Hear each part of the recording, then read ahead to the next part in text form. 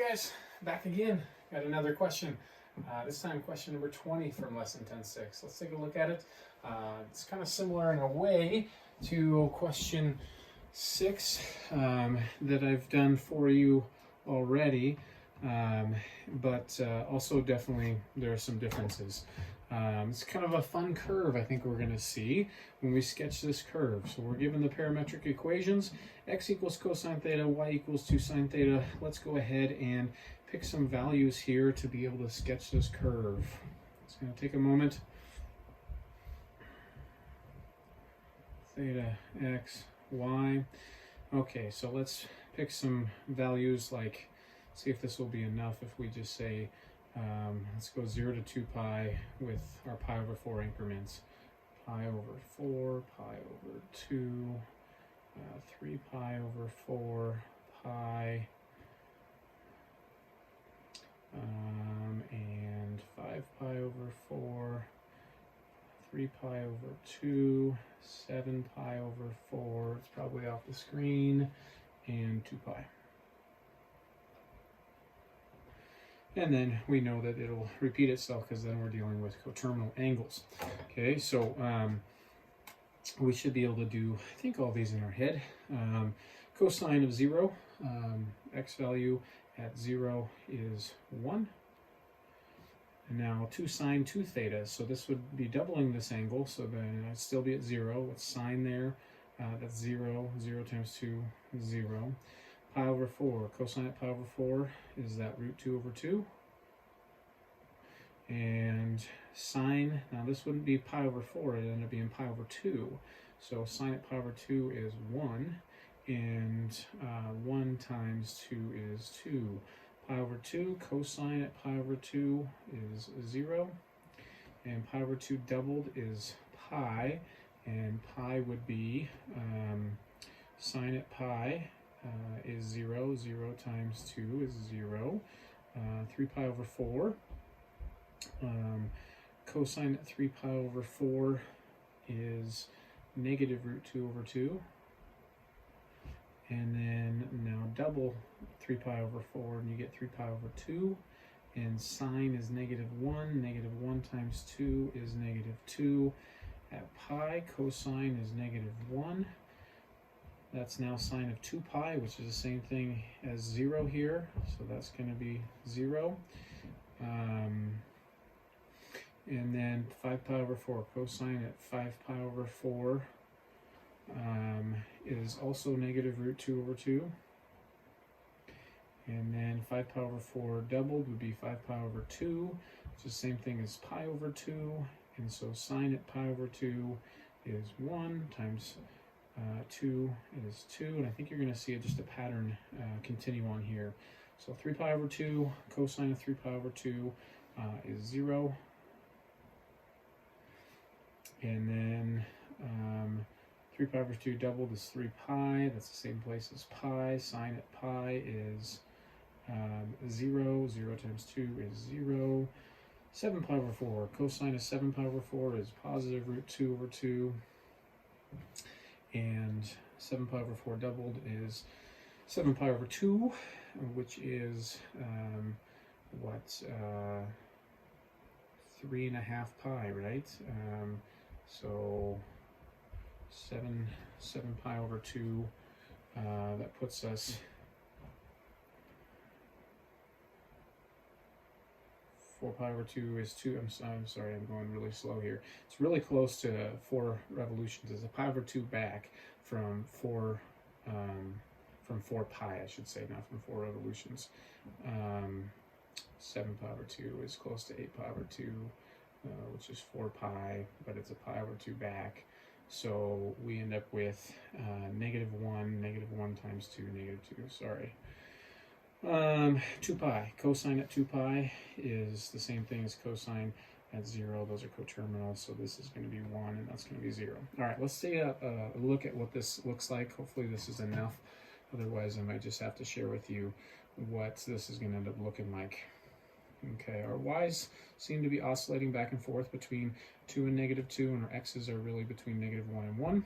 So we'll call that negative 1. Call that 1. We'll go 1, 2. and 1, 2. And we started here at 1, 0. Then we went to root 2 over 2, again, 0.707, so if this is my 0.5, my 0.707, it's going to be like right here, and that's up at 2. And then I went to 0, 0.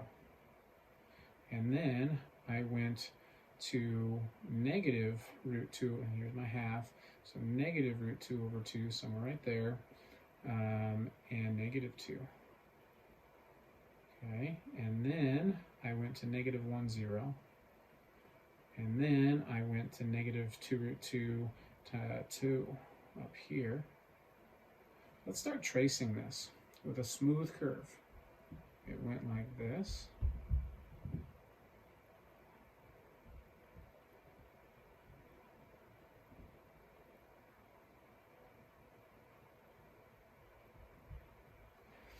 And then I went to 0, 0. And then I went to root 2 over 2, comma negative 2. And then back to 1, 0. So it's kind of like a bow tie in a way, that kind of look potentially. But orientation-wise, this is what we're looking at.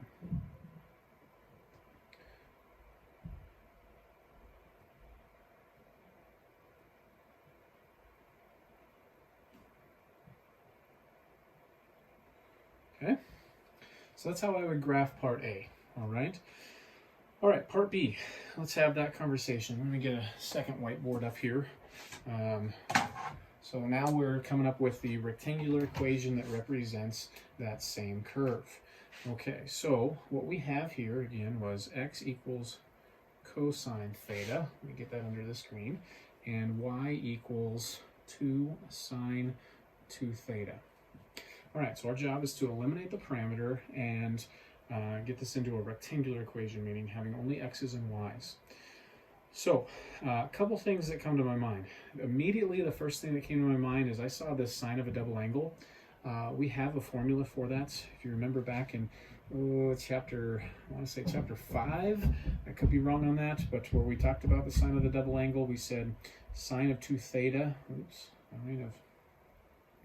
sine of 2 theta is equal to 2 sine theta cosine theta. It's a pretty common identity to be able to put to use. So we're going to go ahead and utilize that. So I'm going to go ahead and rewrite this.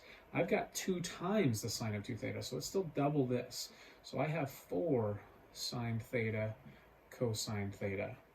Now, and because our goal is to get this in terms of x and y, I already know x is cosine theta. Let's go ahead and replace cosine theta with x. So this would be 4x then times sine theta. Now, it's still not a rectangular equation because I still have our parameter theta involved here. So I've got to figure out some way I can represent sine theta in terms of x or y. That's my goal, okay? Well, we can do that by thinking about this little right triangle. Oops, little right triangle here. We know that cosine of our angle theta, if that's our angle theta, cosine is x, or x over 1. So that means my adjacent over my hypotenuse has to be of the ratio x to 1. Okay, now, what does that mean this is? Okay, well, according to the Pythagorean theorem, we'd say x squared plus our question mark squared equals 1, right? Or 1 squared, I should say. Well, let's solve for that question mark. Well, then that would be question mark squared is equal to 1. 1 squared is just 1, minus x squared, and then to get rid of that square, I got a square root, right? And so our question mark ends up being plus or minus the square root. Anytime I take a square root of an expression, should have my plus or minus on there. 1 minus x squared, okay?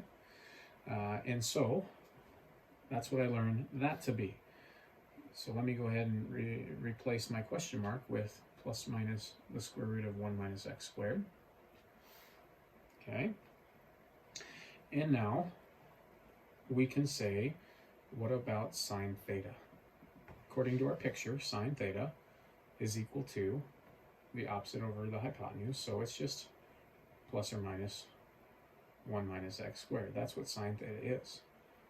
Okay, so if that's the case, then I can go ahead now and replace this right in here, and we come up with a true rectangular equation that is plus minus 4x, y equals plus minus 4x times the square root of 1 minus x squared.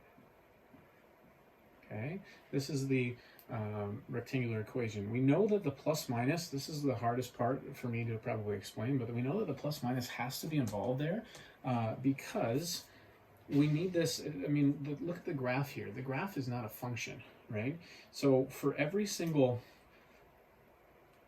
x, not only is there, for this specific one, not only is -2 an output for that specific x, but also its opposite, 2, is also an output.